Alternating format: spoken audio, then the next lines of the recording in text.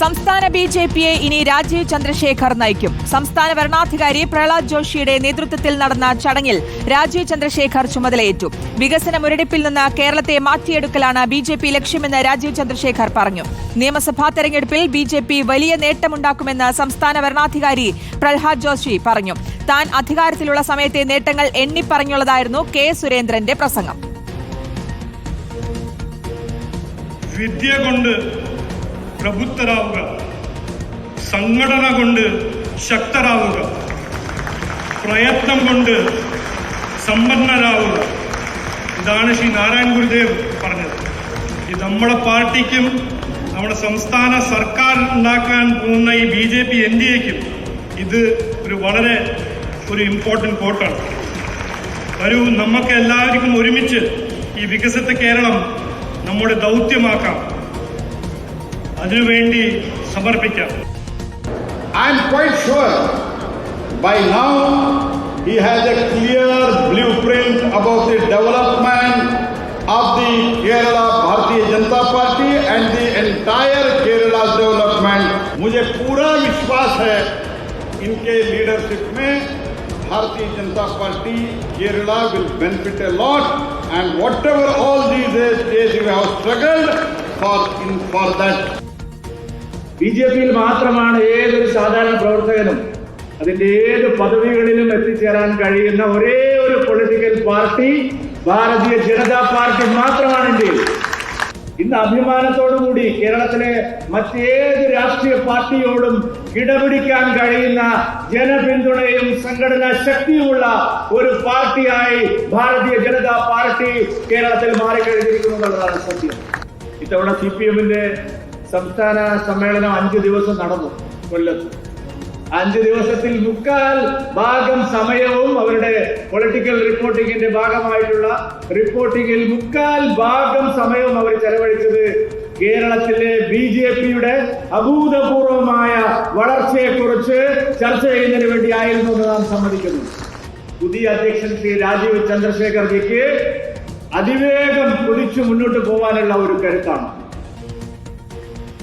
K Surendran, Suresh Gopi തുടങ്ങിയവരെ ഉൾപ്പെടുത്തി 30 അംഗ കൌൺസിൽ രൂപീകരിച്ചു. PK കൃഷ്ണദാസ്, അനിൽ ആന്റണി, പത്മജ വേണുഗോപാൽ ഉൾപ്പെടെയുള്ളവരാണ് കൌൺസിലിലുള്ള മറ്റുള്ളവർ. അരുൺ സോളമൻ നൽകും വിശദാംശങ്ങൾ. അരുൺ, അങ്ങനെ സംസ്ഥാന BJPക്ക് പുതിയ മുഖം രാജീവ് ചന്ദ്രശേഖർ ചുമതലയേറ്റു. സംസ്ഥാന വരണാധികാരി പ്രഹ്ലാദ് ജോഷിയുടെ നേതൃത്വത്തിൽ നടന്ന ചടങ്ങ്. ഇതിൽ നേതാക്കൾ എല്ലാവരും സംസാരിക്കുമ്പോൾ പ്രതീക്ഷ വെക്കുന്നത് എങ്ങനെയാണോ, ഒപ്പം തന്റെ കാലത്തെ കാര്യങ്ങൾ എണ്ണിപ്പറഞ്ഞുകൊണ്ടായിരുന്നു കെ സുരേന്ദ്രൻ സംസാരിക്കുകയും ചെയ്തത്. മറ്റു വിവരങ്ങൾ എങ്ങനെയൊക്കെ? ശ്രുതി, ഇന്ന് ഉദയ പാലസിൽ നടന്ന പ്രതിനിധി സമ്മേളനം ഏകദേശം 11:30 മണിയോടുകൂടി തന്നെ കേരളത്തിൻ്റെ വരണാധികാരിയായിട്ടുള്ള പ്രഹ്ലാദ് ജോഷിയാണ് ഔദ്യോഗിക പ്രഖ്യാപനം നടത്തിയത്. കഴിഞ്ഞ ദിവസം നമുക്കറിയാവുന്നതുപോലെ തന്നെ ഈ BJPയുടെ നിയുക്ത സംസ്ഥാന അധ്യക്ഷൻ രാജീവ് ചന്ദ്രശേഖർ ആണെന്നുള്ളത് അറിഞ്ഞുവെങ്കിലും ഇന്നാണ് ഔദ്യോഗിക പ്രഖ്യാപനം നടത്തിയിരിക്കുന്നത്. ഇതിന് പിന്നാലെ BJPയുടെ സംസ്ഥാന നേതാക്കൾ അടക്കമുള്ളവർ അദ്ദേഹത്തെ പിന്തുണച്ചുകൊണ്ടെത്തിയിരുന്നു. ആവേശകരമായിട്ടുള്ള ഒരു വരവേൽപ്പ് തന്നെയാണ്, സ്വീകരണമാണ് ഇന്നിപ്പോൾ ഈ ഉദയ പാലസിൽ നമ്മൾ കണ്ടത്. അത്തരത്തിൽ സംസാരിച്ച ഒട്ടുമിക്ക നേതാക്കളും അദ്ദേഹത്തിൻ്റെ ഈ വരവിനെ വളരെ ആവേശകരമായി തന്നെ കാണുന്നു. ഏറെ പ്രതീക്ഷയോടുകൂടി തന്നെയാണ് രാജീവ് ചന്ദ്രശേഖറിൻ്റെ ഈ വരവിനെ കണ്ടുകൊണ്ടിരിക്കുന്നത്. കാരണം ഇനി വരാനുള്ള നാളുകൾ 2026 വലിയൊരു മിഷനായിട്ടാണ് കാണുന്നത്. തദ്ദേശ സ്വയംഭരണ തെരഞ്ഞെടുപ്പും നിയമസഭാ തെരഞ്ഞെടുപ്പും മുന്നിലുണ്ട്. ആ തെരഞ്ഞെടുപ്പുകളിൽ വലിയ നേട്ടം BJP കൈവരിക്കുമെന്നുള്ള ശുഭാപ്തി പ്രതീക്ഷയോട് തന്നെയാണ് ഒട്ടുമിക്ക നേതാക്കളും പ്രവർത്തകരും ഒന്നടങ്കം ആ പ്രതീക്ഷയിൽ തന്നെയാണ് എന്നുള്ളതാണ് നമുക്കിന്ന് അവർ സംസാരിക്കുമ്പോഴൊക്കെ അറിയാൻ കഴിയുന്നത്. BJPയിൽ മറ്റ്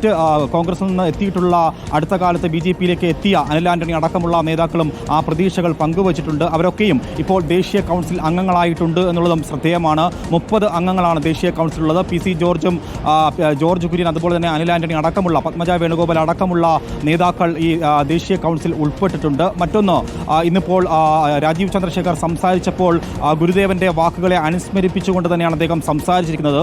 നമുക്കറിയാവുന്നതുപോലെ നേരത്തെ അദ്ദേഹം തിരുവനന്തപുരം ലോക്സഭാ മണ്ഡലത്തിൽ മുഴുനീളം പര്യടനത്തിൽ സംസാരിച്ചപ്പോഴും രാഷ്ട്രീയം അധികം കലർത്താതെ, എന്നാൽ രാഷ്ട്രീയം സംസാരിച്ചോ എന്ന് ചോദിച്ചാൽ സംസാരിച്ചു എന്നും സംസാരിച്ചില്ല എന്ന് ചോദിച്ചാൽ സംസാരിച്ചില്ല എന്ന തരത്തിലുള്ള ഒരു സംസാരമാണ് ഇന്ന് വീണ്ടും അദ്ദേഹം കാഴ്ചവെച്ചത്. കാരണം കേരളം പൂർണ്ണമായിട്ടും കടക്കണിയിലാണ്. ആ കടക്കണിയിൽ നിന്ന് രക്ഷിക്കണമെങ്കിൽ പൂർണ്ണമായിട്ടും കേരളത്തിലേക്ക്, സംസ്ഥാനത്തിലേക്ക് അധികമായിട്ടുള്ള നിക്ഷേപം വരണം ഭരണം, നമ്മുടെ കുട്ടികളെ അവർക്ക് മികച്ച ഒരു തൊഴിലവസരം സംസ്ഥാനത്ത് തന്നെ സൃഷ്ടിക്കപ്പെടണം എന്ന് ആവർത്തിച്ചുള്ള ഒരു കാര്യങ്ങളാണ് അദ്ദേഹം സൂചിപ്പിച്ചിരിക്കുന്നത്. അതിനോട് കോട്ട് ചെയ്തുകൊണ്ടാണ് ഗുരുവിൻ്റെ വാക്കുകളും അദ്ദേഹം അനുസ്മരിച്ചുകൊണ്ട് സംസാരിച്ചത്. അദ്ദേഹത്തിൻ്റെ പ്രഭാഷണം തുടങ്ങുന്നത് തന്നെ RSSനെയും അതുപോലെ തന്നെ BJPക്ക് നഷ്ടപ്പെട്ടിട്ടുള്ള ബലിദാനികളുടെ ത്യാഗത്തെ ഓർമ്മിപ്പിച്ചുകൊണ്ടാണ് ഈ രാജീവ് ചന്ദ്രശേഖർ ഇന്ന് സംസാരിച്ചത്. ആ ത്യാഗത്തെ ഓർമ്മിപ്പിച്ചുകൊണ്ട് തന്നെ തൻ്റെ മുന്നോട്ടുള്ള പ്രവർത്തനം കൊണ്ടുപോകും എന്ന് ഓർമ്മിപ്പിച്ചുകൊണ്ട് തന്നെ അദ്ദേഹം സംസാരിച്ചിരിക്കുന്നു. മറ്റൊന്ന്, അദ്ദേഹത്തിന് മുന്നിൽ ദേശീയ നേതൃത്വം ഒരു ഉത്തരവാദിത്വം നൽകിയിട്ടുണ്ട്. വരുന്ന 2026 നിയമസഭാ തെരഞ്ഞെടുപ്പിനോട് മുന്നിൽ കണ്ടുകൊണ്ട് തന്നെ സംസ്ഥാനത്ത് BJPയുടെ ഭരണം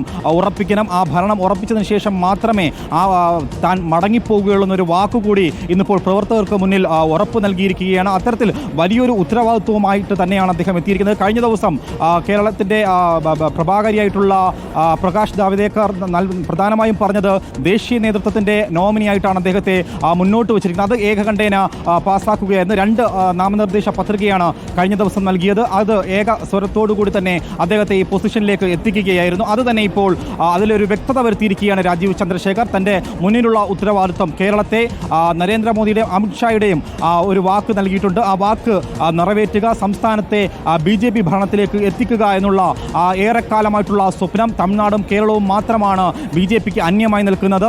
എവിടെയാണെന്ന് ചോദിച്ചാൽ എവിടെയുമില്ല, പ്രതിപക്ഷത്താണോ എന്ന് ചോദിച്ചാൽ പ്രതിപക്ഷത്തുമില്ല, ഭരണപക്ഷത്തുമില്ല. അതുകൊണ്ട് തന്നെ പ്രഹ്ലാദ് ജോഷി അടക്കമുള്ളവർ ആ ഒരു കാര്യമാണ് സൂചിപ്പിച്ചത്. അതിലിപ്പോൾ ഏറെക്കുറെ ഒരു വ്യക്തത വരുത്തിയിരിക്കുകയാണ് രാജീവ് ചന്ദ്രശേഖർ. വരുന്ന മുന്നോട്ടുള്ള ഒരു പ്രാദേശിക തലത്തിലുള്ള മുതൽ തന്നെയുള്ള പ്രവർത്തനങ്ങളായിരിക്കും ആരംഭിക്കുക എന്നുള്ളതാണ്. വലിയൊരു സ്വീകരണമാണ് ഇന്ന് നമ്മൾ കണ്ടുകൊണ്ടിരിക്കുന്നത്. എല്ലാ പ്രവർത്തകരും ഒന്നടങ്കം ഒരേ സ്വരത്തിൽ പറയുന്നത് കേരളത്തിൽ ഇടതുപക്ഷമായാലും വലതുപക്ഷമായാലും മാറി ഒരു പുതിയൊരു ഭരണം വരണം. ആ ഭരണം എന്തായാലും നരേന്ദ്രമോദി സ്വപ്നം കണ്ട ഒരു ഭരണമാണ്.